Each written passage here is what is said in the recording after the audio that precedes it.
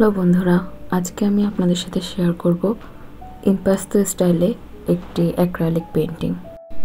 পেন্টিংটির জন্য আমি ব্যবহার করব ক্যানভাস, প্যালেট নাইফ, অ্যাক্রিলিক রং, ইম্পাস্তো মিডিয়াম এবং জেসো। জেসো ব্যবহার করলে খুব সুন্দরভাবে ক্যানভাসের রঙগুলো বসে, তাই প্রথমে আমি জেসো অ্যাপ্লাই করে নিচ্ছি আমার ক্যানভাসে।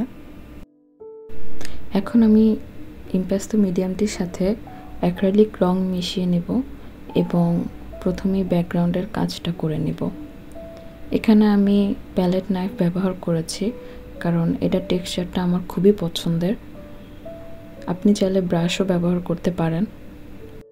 আমি নীলের সাথে কিছুটা সাদা মিক্স করে কোথাও ডার্ক কোথাও লাইট করে নিয়েছি এবং পুরো ক্যানভাসটিতেই আমি রং লাগিয়ে নেব।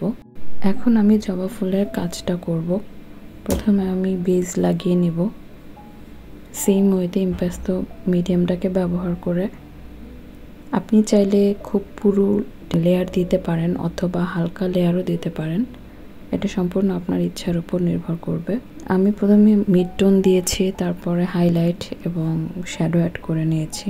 ঠিক একইভাবে আমি পাতার কাজটাও করে নিচ্ছি, ডার্ক টোন, মিড টোন এবং হাইলাইট ব্যবহার করে আমি পাতার কাজটাও শেষ করে নেব।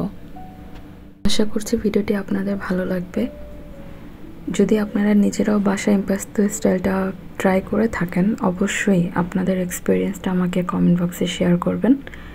আমি যতটুকু জানি আমি চেষ্টা করব আপনাদেরকে সাহায্য করার। এবং পুরো ভিডিওটা দেখার জন্য অসংখ্য ধন্যবাদ। আবার কথা হবে নতুন কোনো পেন্টিং নিয়ে।